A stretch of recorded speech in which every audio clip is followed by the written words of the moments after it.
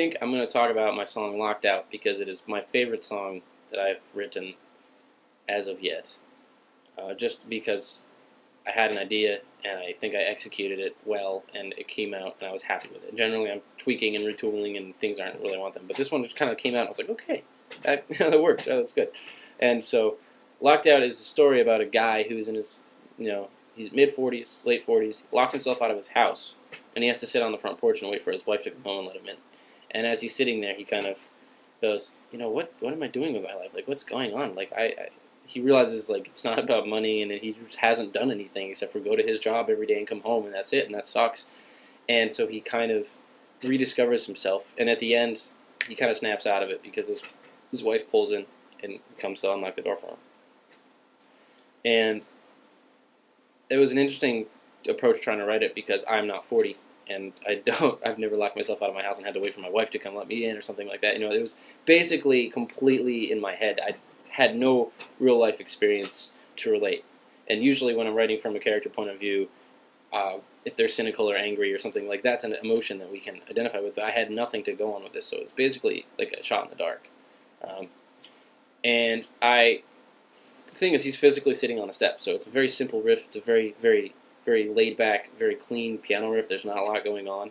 I had received a criticism a few weeks ago before this that my playing was too complicated, and so I was like, okay, I'm going to strip it down and just do something really basic. So it's basically one riff that repeats over and over and over again, and it stays. It's very static. The melody is very static. The melody doesn't go all over the place. It basically sits in one spot, and that's because he's sitting on one spot on the step, and then and it's basically all built around the tonic chord. If you're into music theory, the tonic chord is just all that sits and stays there. It doesn't want to go anywhere, and it's based on that. So based on he's physically sitting there. And then once you get into the bridge, it modulates. It goes this crazy modulation that you would never expect coming in this total different key, kind of when he figures out, oh man, there's more to life that I've been missing. What's going on? And kind of that moment when it hits, it just kind of flips over and gets this entirely different harmonic texture, and it's more lush and it's more full, and there's more body to the chords.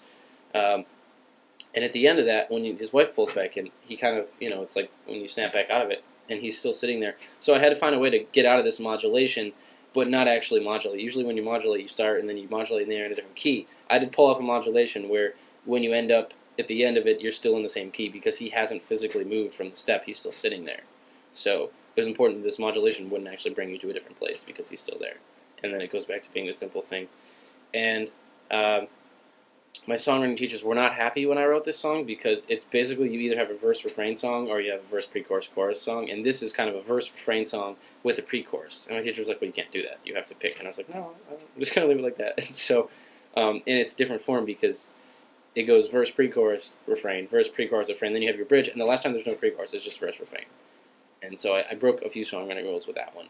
But, and also it's got a pulse to it, and it's very, like, not quite a second hand, but it's got that kind of measured time to it because he's waiting. It's basically you're sitting there looking at your watch waiting for it to come home. It's got that element of waiting sound to it.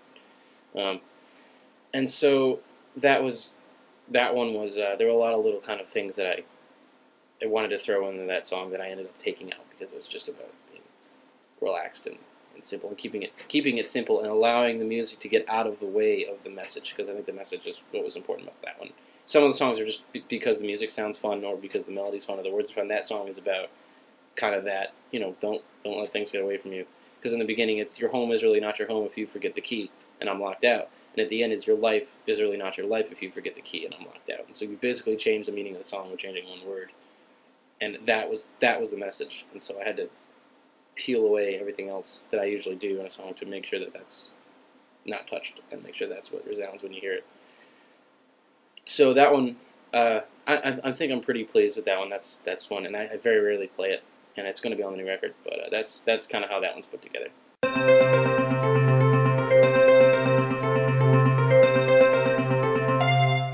Yes, I am a member of a aggregate, community news website called Reddit.com. And I followed the Reddit alien, which is their little mascot, on Twitter. And I have two monitors on my computer, and I'm playing, like, Left 4 Dead or something here. And on the other monitor, it was my Twitter feed, basically.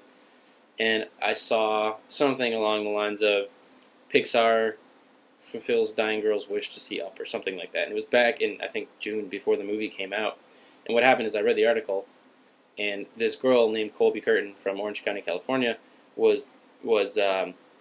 she had, I guess, a very, very serious, aggressive form of cancer. And she really wanted to see the movie Up by Pixar before she died. And by that point, she was so sick she couldn't get to the movie theater. And so they called Pixar. And Pixar put a guy on a plane with a copy of the DVD of the movie that's not even out yet, went to her house, and they watched it. And by that point, she was so sick that she couldn't even look at the TV, so her mom had to tell her what was on the screen. And then after the movie, I think she died like 7 hours later or something like that. And I was just like, well, that's absolutely depressing. It was like the saddest thing I'd ever heard in my life. And I was legitimately like, I was upset. I was not, happy. It kind of like, I wasn't disturbed per se, but I was very at unrest because of that. And so I kind of ran over to my piano and I wrote this song in a few minutes. And I was like, okay, this is, and I felt better. And it was totally for me. It was totally like, I could feel better because I need to express it. And that's how it's like a diary or whatever. That's how I express myself through music. And I put it on YouTube because that's what I do with my new stuff generally. And I basically went to bed. And I get up the next morning and it had way more views than I expected it to have. And I had an email waiting for me from the lady that wrote the article about Colby that I had originally read.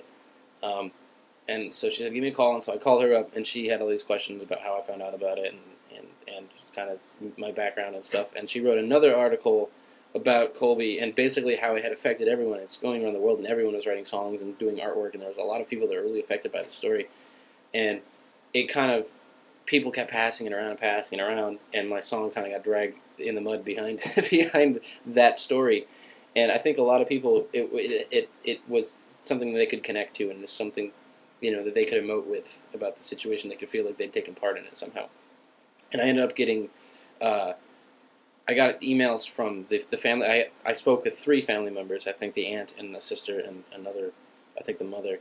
And they basically said something along the lines of, it was so nice that you could do that. It really helped us through our difficult time. And this is like, I was like, really? Like, I basically spent, 15 minutes maybe on this, and just for me is like an exercise to help me relax a little bit. And that's when I was like, okay, if I can just do something like that, that's that simple, and really help people, legitimately help people through tough times, then I was like, this is some powerful stuff here that I'm playing around with. I gotta be careful, So, and it was really crazy to just see where people were that were watching the video and following the story, and it was just really, really humbling to see people from all over the world that were kind of coming together behind this girl's story, and reading the comments were just, mind-blowing to me. And so that was pretty crazy. And I think they sent me baby pictures of Colby and stuff. She's just the sweetest little girl, and it was just, it's a very sad thing, but I think a lot of people were able to kind of get some amount of comfort out of it, which was nice. But yeah, that's probably like top 10 saddest stories I've ever heard in my life at this point.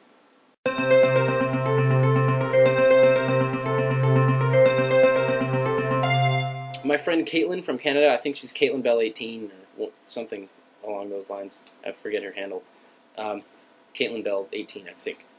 She sings, plays the guitar, and she would be really fun to work with because she doesn't care how goofy she sounds. Like, a lot of people are like, I can't cover that song, it's not my style. Like, she just does it, and that's fun, and I love that. I love that kind of just make music because it's fun, and you're doing it for you, and you don't care about what people are going to think about it. That's great. So I would love to do something with her, and we've talked about doing some things. It just hasn't really, we haven't really decided on what exactly we want to do yet, so maybe that doesn't count. I've wanted to work with Raven Zoe for a while. I'm glad that she did a little bit in my Just Another Day video. I'm glad that we got that put together because she's fantastic. Who would I really like to work with? I think Jack Connie is a monster songwriter, monster musician. I would love to just kind of bounce some ideas off of him because he is just incredibly creative and incredibly talented. I think that we might come up with something that's pretty cool.